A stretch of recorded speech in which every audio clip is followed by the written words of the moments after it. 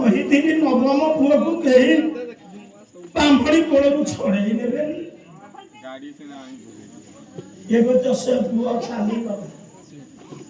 କେଉଁ ତଳ ଦେବେ ମୋ ବ୍ରାହ୍ମଣୀ ଚେତା ଫେରି ପାଇ ବ୍ରାହ୍ମଣ ଠିଆ ହେଲା। ବ୍ରାହ୍ମଣ ଲୁଚେଇକିରି ମଲା ପୁଅକୁ ଧରିଛି। ପୁଅ ସ୍ୱାମୀ ସୁଧା ମୋ କୋଳକୁ ଟିକେ ପୁଅକୁ ଦିଅ ସ୍ୱାମୀ। ନା କାହିଁକି ସ୍ୱାମୀ? ପୁଅ ଶୋଇଛି।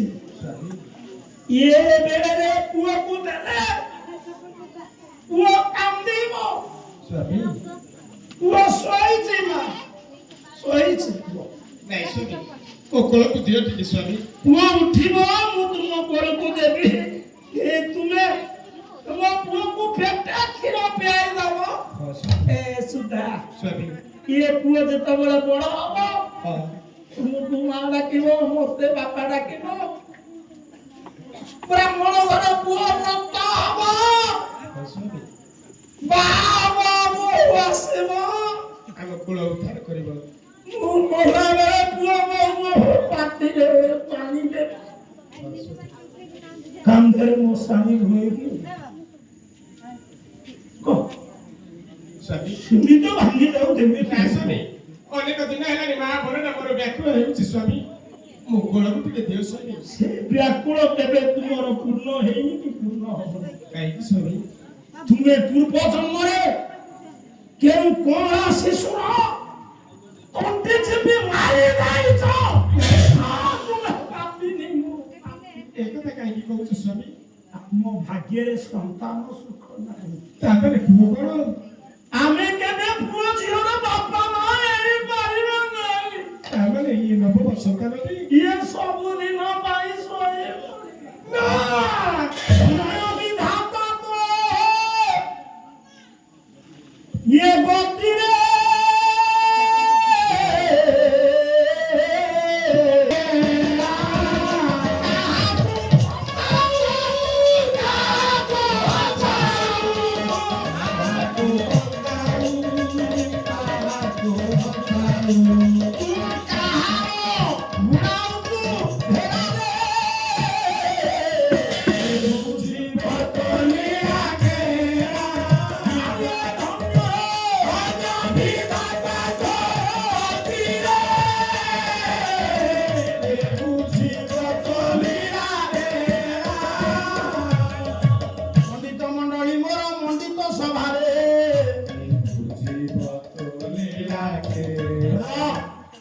गोटे मिनिट भीतर से बाबू कथा टे कहीदे विदा कर।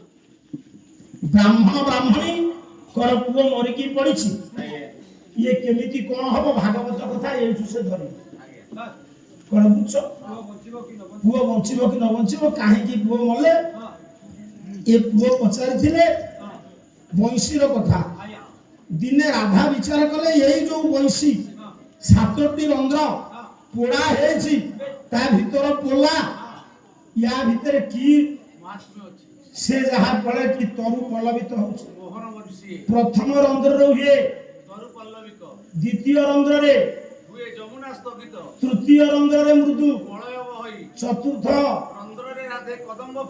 पंचम रंध्र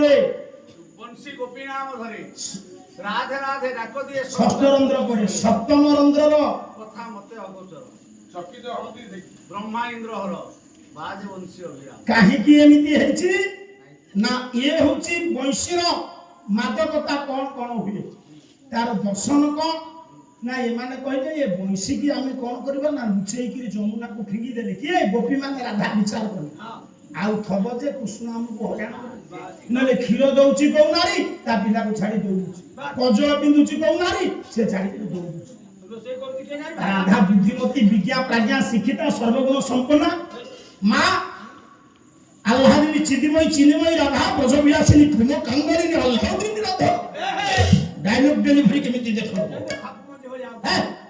माछ मंजी ना साप मंजी कहला रा बंशी की तो फोपाड़ीबा आगो ताको बुझीबा ता भितरे की गुण थिबार कृष्ण ताको बजेले बेले एमति होछि बंशी एमिति गोटे कथा कहिला तार दर्शन आपण सुन बंशी गला सुन मु पोला दिए ମୁଁ ସୋଲାଟିଏ ମୋ ଭିତରେ ଯାକ ରନ୍ଧ୍ର ତଥାପି ମୋ ଭିତରେ ଅଛି ସୁସ୍ୱର କାହିଁକି ନା ଯେତେବେଳେ ମଣିଷ ଭିତରେ ପଣ୍ଡିତେ ଗର୍ବ ନଥାଏ ଅହଙ୍କାର ନଥାଏ ବିଦ୍ୱେଷ ନଥାଏ ସେ ଏତେ ବଡ଼ ହେଲେ ବି ସୁଦ୍ଧା କେବେ ନିଜକୁ ଗର୍ବ ଚିନ୍ତା କରେ ନା ତା ଭିତରେ ଟୋଲା ଥାଏ ଶୂନ୍ୟ ହେଇଥାଏ ଅହଙ୍କାର ସ୍ଥାନ ପାଏ ନା ଧନୀ ବୋଲି ଚିନ୍ତା କରେ ନା ବିଦ୍ୱାନ ବୋଲି ଚିନ୍ତା କରେ ନା ସେତେବେଳେ ସମସ୍ତେ ମୋ ଭିତରେ କିଛି ଅହଙ୍କାର ନାହିଁ ବୋଲି ଗର୍ବ ନାହିଁ ବୋଲି ତେଣୁକରି ସେ ବଂଶୀକି ଲେଖିଲା ଆରେ ବଂଶୀ ପ୍ରକୃତ ତୋ ଭିତରେ ସେମିତି ଅଛି ତେଣୁ ଆପଣ ଥରେ ହୃଦୟକୁ ବଂଶୀ ପରି ଶୂନ୍ୟ କରିଦିଅନ୍ତୁ ଗର୍ବ ଭିତରେ ଦୂରେଇ ରୁହନ୍ତୁ ହେ ପୁଅ ଭଗବାନ ଆଉ ସମୟ ନାହିଁ ବଂଶୀ ଯିଏ ସେ ମୁରଲୀ ନୁହଁ ମୋହନ ବଂଶୀ ଇଏ ସ୍ୱତନ୍ତ୍ର ଅଛି ଯୋଉଟା ଏମିତି ବଜା ହଉଛି ବାପା ବଂଶୀ ଯୋଉଟା ଏମିତି ବଜା ହଉଛି ସେ ମୁରଲୀ ସେ ତାର ଅଛି ଆର କେତେ ରନ୍ଧ୍ର ତାର କେତେ ରନ୍ଧ୍ର ତାହେଲେ ପୁଅ ମୁଁ ପ୍ରଶ୍ନ କାଲିଠୁ ଗୋଟେ ପଚାରିଛି ଦି ଗାୟକୁ ଏ ପୁଅ କଣ ପଚାରିଛି ଜଗନ୍ନାଥ ରାମ ହେଲେ ଜଗନ୍ନାଥ ଲକ୍ଷ୍ମଣ ହେଲେ ବଳଭଦ୍ର ଅଭିଶାପରେ ତାଙ୍କର ଅଧା ଅଧା ହାତ ରହିଲା ସୁଭଦ୍ରାଙ୍କର କାହିଁ ମୂଳରୁ ନାହିଁ ଅଭିଶାପର କଣ ପରସେଣ୍ଟ ଥିଲା ଯଦି କହିବ ଦି ଭାଇଙ୍କ ହାତ ଭିତରେ ଲୁଚିଛି ତିନି ରଥ ଯେତେବେଳେ ରଥଯାତ୍ରା ହୁଏ ହାତ ତ ବାହାରେ ସେ ଦି ଗାଈକୁ ପଚାରି ସେ ତୁ ଯା ଯା ଚୁପ ତାଙ୍କୁ କହୁଛି କୃଷ୍ଣଙ୍କୁ କହୁଛନ୍ତି ଗୋପାଳ ନାଥ କହିଲା ତୁ ଯା ଯା ତୁ ଯା କହିଲା ତୁ ଯା ଯା କହିବୁ ସେ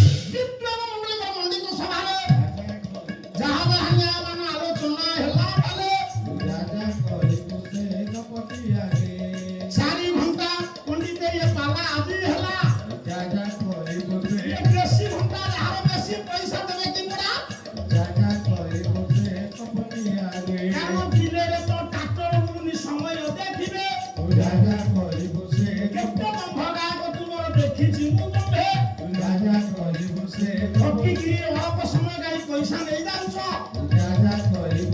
पैसा को नहीं डाक्टर खाना रे दौच